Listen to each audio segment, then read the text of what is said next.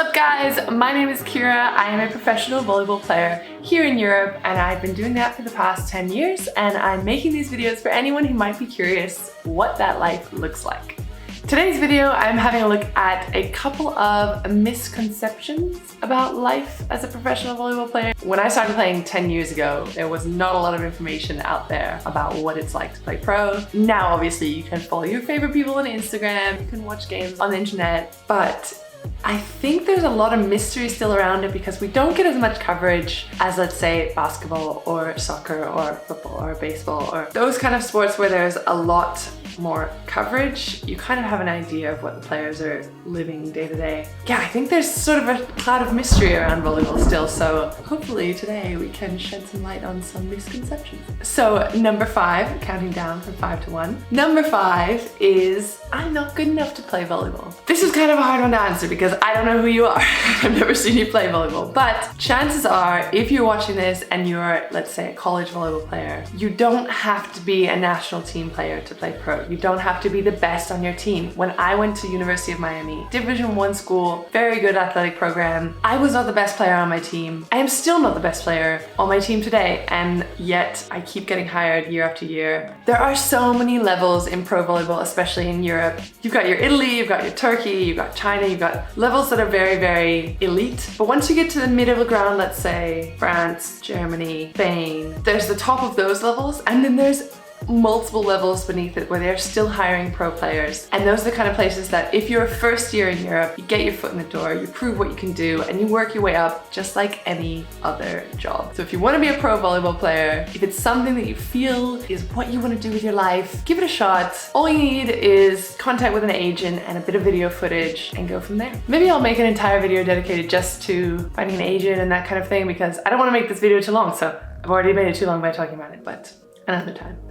Number 4, you drive a Twingo? Isn't that a joke? You're a pro athlete. This is literally a direct message in Instagram that I got after I made a video a few weeks ago about our car that we get for free from our sponsor, a brand new 2019 Twingo, which I'm sorry, yeah, it's not a Lamborghini, but it gets me from A to B. First of all, I'm surprised that anyone even thinks that we are so prestigious and spoiled that a Twingo is beneath us. Second of all, why you would ever scoff at anything you get for free. I get paid to play, to train, and anything after that, it's a bonus. So we get free car, we get free apartment, we get health insurance, we get all these things, and I say thank you, and I'm gracious. You just get what you're given. It's not up to you who is the sponsor that's connected to your club. And it's the same with the apartments. You guys have seen in another video some snippets of the apartment that I live in now, which, yeah, it's not the kind of place that I want to settle down and raise a family in, but it is perfect for me, one person right now as a volleyball player. I just need the bare minimum to be comfortable. And again, this is the kind of thing that as you work your way up, and maybe if you land in some higher level clubs and you're earning an awesome salary, maybe they will also provide you with a nicer car and a nicer apartment. I mean, I watched a vlog from Kelsey Robinson just a couple weeks ago and her apartment is banging. It's huge. It's much nicer than mine. But that goes back to the levels. You don't start there, so don't expect that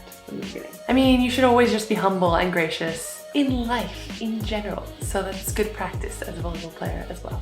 Number 3, you can earn money playing volleyball. Is that even a real job? Good question. I say no. I say no, it's not a real job. It is much better than a real job. My idea of a real job is 9 to 5, sitting at a desk, boring. We get to play volleyball, we get to travel the world, we get to hang out with our friends more often than not. I guess the definition of a real job has evolved over the years. I mean, it's 2019. You can do anything you want to do that can earn you money. It's a real job. Go write a song instead. This is your real job. Right? It doesn't have to be physical manual labor. It doesn't have to be doctor, lawyer, teacher, the traditional real jobs. Either way, yes, you can earn money playing volleyball. Again, it goes back to levels. I can't tell you exactly how much money. I mean, some people when they're just starting out, they're earning a bit of money with volleyball, maybe also working multiple jobs, but you can earn up into the millions, so it's what you make of it. One thing to pay attention to though is that you don't get paid every 2 weeks. You get paid monthly, so if you're coming over from the States with very little in your bank account, make sure that you are living that minimal life. You can also get paid pretty sporadically. One month you'll get really little, another month you'll get double, but as long as you get everything that was agreed to in your contract by the end of the season, that's all you can ask for. Sometimes clubs go bankrupt and then you get goose egg. But if you're lucky, you're in a country like France or Germany that their government will cover the salaries of bankrupt clubs. But I have heard horror stories, so be aware when you sign for a team. Number 2, you have to be on a super strict diet to be a pro athlete, right? No. I pretty much eat whatever I want, and I think the same goes for my teammates. There's not really anyone looking over your shoulder telling you what to eat. Your club might have a nutritionist that helps you out if that's something that you need or want, but you got the internet, you got good old Google to tell you what's good for you and what's not. I'm a pescatarian, I don't eat meat. I just eat fish rarely and dairy rarely. That's not a problem. I don't have any lack of energy. I don't think I'm missing anything in my diet. But then again, I do love fruits, vegetables, salad, and I eat all of that stuff. So I know I'm getting some good stuff. And I don't eat fast food, sweets every now and then. But yeah, we go out to eat. We eat pizza, we eat lots of pasta, lots of rice. Maybe we'll dive into that specifically in another video, but you're your own boss as long as you're performing on the court. Nobody's telling you what you need to eat or not eat. You're an adult.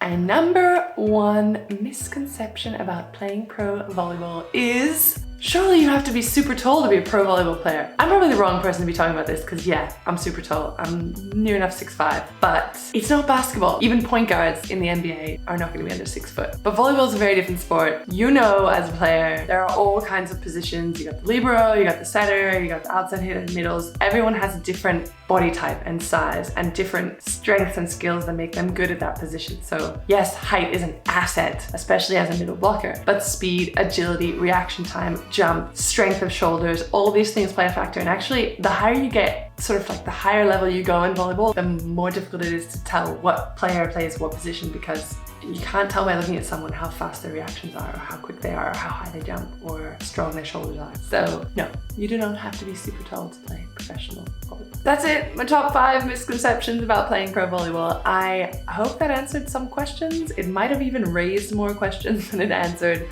but I hope that it opens up a discussion, if anything, about what it's like playing pro, because I love my life as a professional volleyball player. I know so many people that have also done it for many, many years and are very happy. I recommend it. 2 thumbs up to anybody who's curious about it. If anyone has any questions, feel free to leave them in the comments down below. I don't have all the answers. I know there are a lot of people with different thoughts that might be able to contribute to the conversation, so I'm curious what you guys have to say.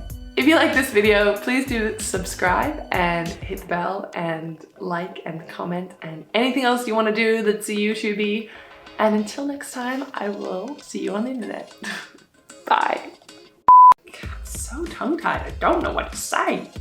Why do I talk shit? Let's just give it a whirl, shall we? Please do subscribe. Scratch it, starting again.